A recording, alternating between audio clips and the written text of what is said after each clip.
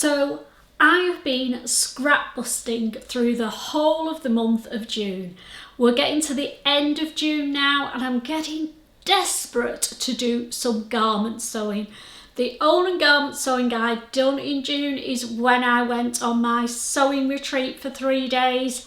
So for 27 days in June, I've not done any garment sewing and I'm desperate. So July is garment sewing month.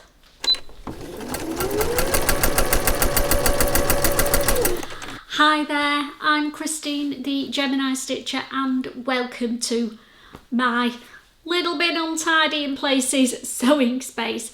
But my brain has been working overtime because in July I can start garment sewing again and I am buzzing with ideas.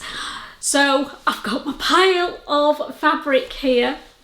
We're going to go through all the things that I want to make in July, and then in July I'm going to do something that I've not done for a long time because it's not an easy thing to do, but I've decided to give it a go again. All through the month of July I'm going to vlog my sewing journey every single day.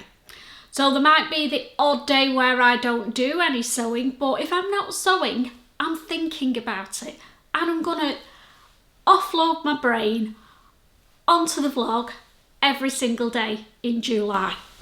So they'll probably only be about 10 minutes each, but it's gonna be a full on vlogging month in July.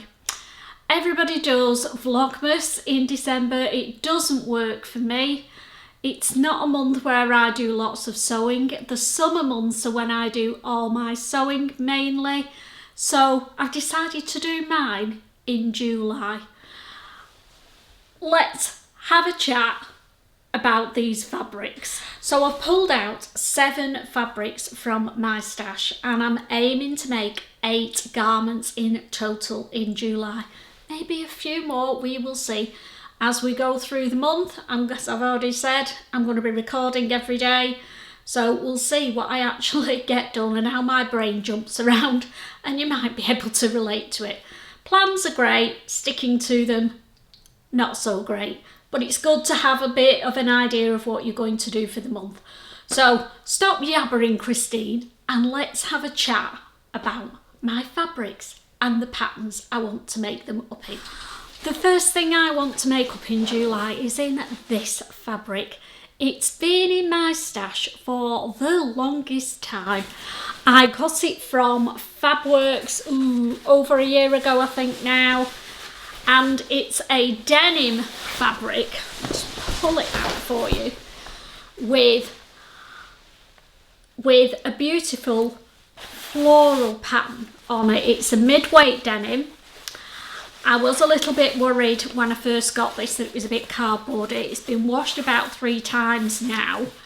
Somebody did suggest washing it, soaking it in Coke, full fat Coca-Cola, and then washing it again. I did that and it's gone quite soft now. So I am happy that it's not too cardboardy. It is denim, it has got structure, obviously, but I don't feel like I'm going to be wearing a cardboard box anymore. So what am I going to make in this gorge fabric? I've got 2 patterns that I want to use for that denim fabric. They're both Maison Fauve patterns. I have said I'm doing this before and just never got round to it, so they're on my July plans list. So the first one is their Misfit jacket. Got all the zips, all the bells and whistles on this one. I've ordered my zips, they've arrived, so I've got everything ready to make the Misfit in. And I think it will be fabulous done in that floral denim. Now I have got 3 meters of the floral denim. So I'm also going to make this pattern. It's the Silvana skirt from Maison Fauve again. Quite a simple skirt, but it's got pockets at the front, it's got pleats at the front as well. and it comes just below the knee, and I think this will be, as an outfit, it will be a great one on cooler summer days and also going into autumn. I know we don't want to think about it, it's only June still, but if the weather doesn't get any better, we may as well start getting our winter wardrobe back out. Maybe by the time this goes live, the weather will have brightened up. Fingers crossed. But Silvana skirt and the Misfit jacket, I think together in that denim, oh, I cannot wait to make that outfit up. So that's 2 garments already and only 1 fabric out of my stash. Fabric number 2 is some beautiful soft Cousette denim that I got from Maison a couple of months back. I had the intentions to make the Hussard jeans in it. It's been a jacket, it's been jeans, it's been a jacket again. I'm back on jeans because I've got lots of jackets planned and I want some cream denim jeans to be wearing through the spring and summer. So Hussards by Maison Fauve are what this is going to be. I've made 2 pairs of them already. Love, love, love them. And I want to make them in this cream fabric, and then it'll go with all my bright coloured jackets. I've got 1.5 meters of this fabric. Love the Hussards. They have a pleat detail at the top of the pockets. The waistband is shaped so it doesn't dig in the old mum tum, and it's got an interesting yoke on the back as well. So not for the beginner among us. I'd say you need to have already made at least 1 pair of jeans and then tackle the Hussards. But yeah, definitely want to get these made in July. Fabric number 3 is some viscose linen that I absolutely love to bits. Again, it was from Maison and I'll link it below if they've still got any. It's gonna be some trousers or pants. I've flitted from one thing to another and back again. I think it's now going to be the Tyto pants from So Different Patterns. I recently trialed them or toiled them at my sewing retreat that I went to. So if you want to see how the toile version of these came out, bob back to that one. I'm going to try them again in this fabric. Absolutely gorgeous for the summer months, and I need to get it made up. It was always destined to be paper bag style trousers. That was the idea when I bought it. So the Tytos are the ones that have won for this fabric. The next garment I want to make in July is going to be for planning ahead for the autumn, because this is quite a heavyweight, medium to heavyweight fabric. It is a stone-washed gabardine in matcha green. Oh, look at that. I was very kindly gifted this by Cool Crafting, and they did do a discount code. If it's still available, I will pop it below, because they gave us 15% off fabrics and patterns, but only until the 29th of June. So if it's before the 29th of June when you're watching this, the code below will still work. So this is an Italia brunette stone washed gabardine fabric. It is gorgeous. I think in the shop Sarah at Cool Crafting has made some trousers with an elasticated back, but I'm going to make a jacket. I know, another jacket. There's a lot of jackets being made in July, and I want to make the Delaware jacket from Itch to Stitch. I love all the pocket details. I'm quite keen to get one with a drawstring waist in it, but a little bit longer. I think it'll be good for the spring and the autumn months when you just want an extra layer but not be bundled up. It is an unlined jacket, so what do we think? Will it look amazing or what in this stonewashed matcha green gabardine fabric? Next up, it's a little bit of a meaty, so it's another pair of trousers or pants, and it's in this beautiful viscose linen that I got recently from Boys in Skipton, so they may still have some of this in. I don't know if the video's doing it justice, but it has got a gold weave running through the stripes. Oh, makes it so beautiful. And I want to make another pair of one of my favourite trouser patterns, which is the Mitchells. I've made the Mitchells in a viscose linen, but a plain linen, and I fancied doing them in a striped. I think they will look so smart in this fabric.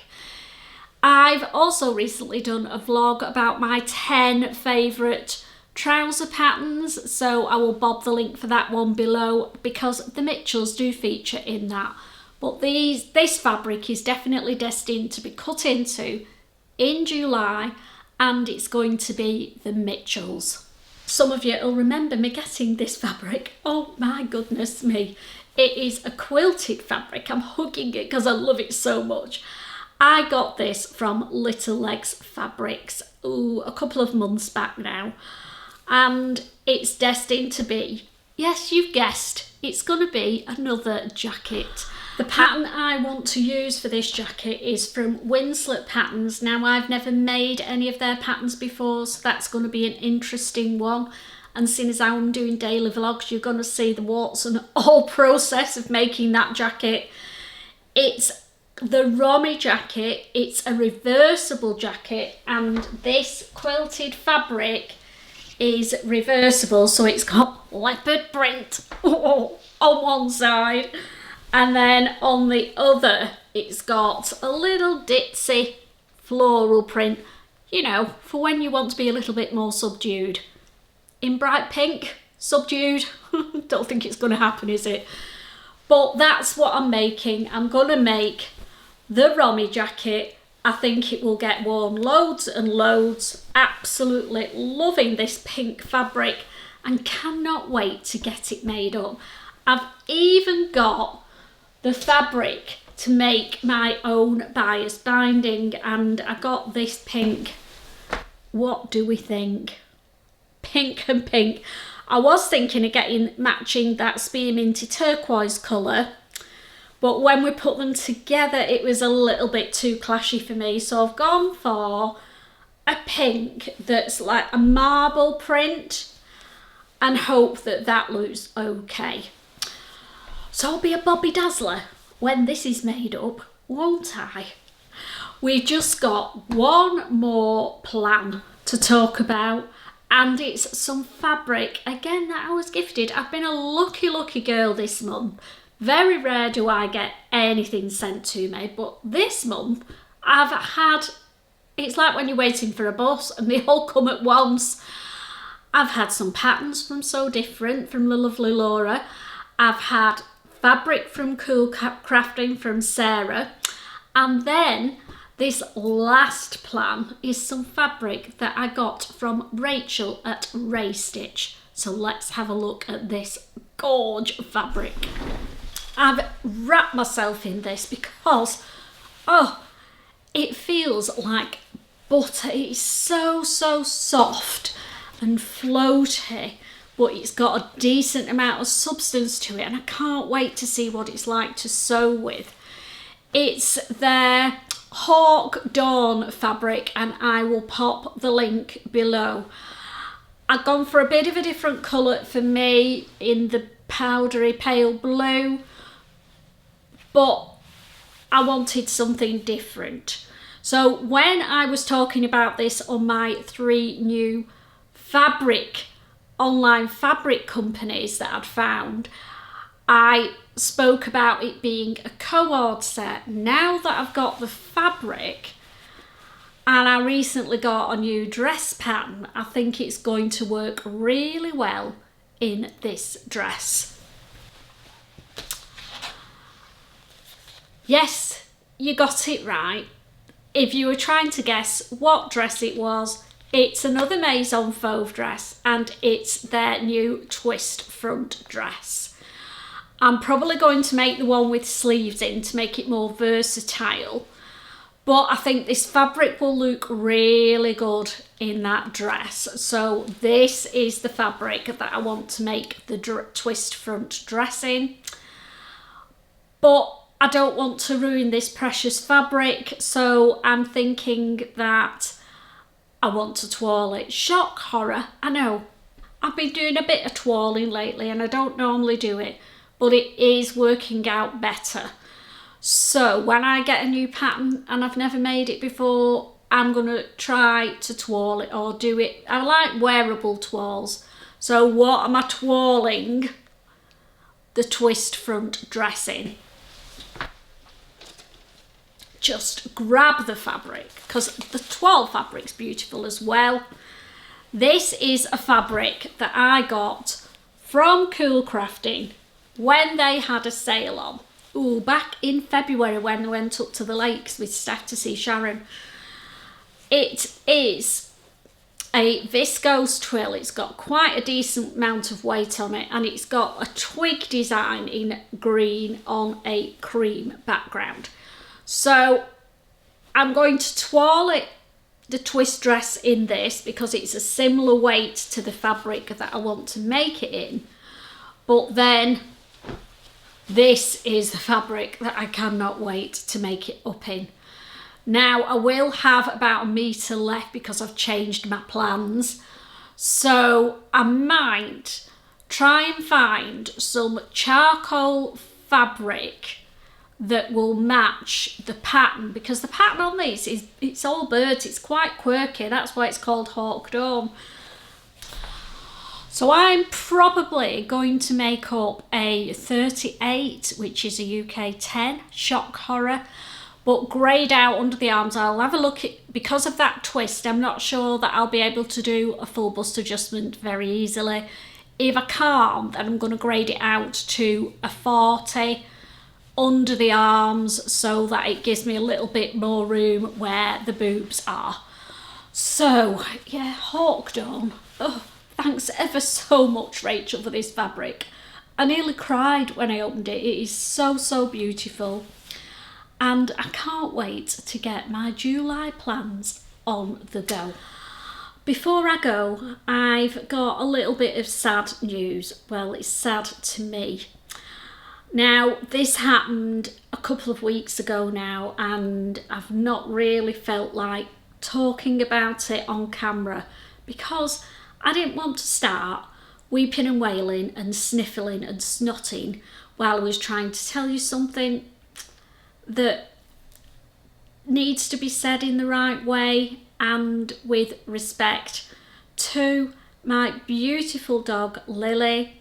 We had to say goodbye to her and it broke my heart.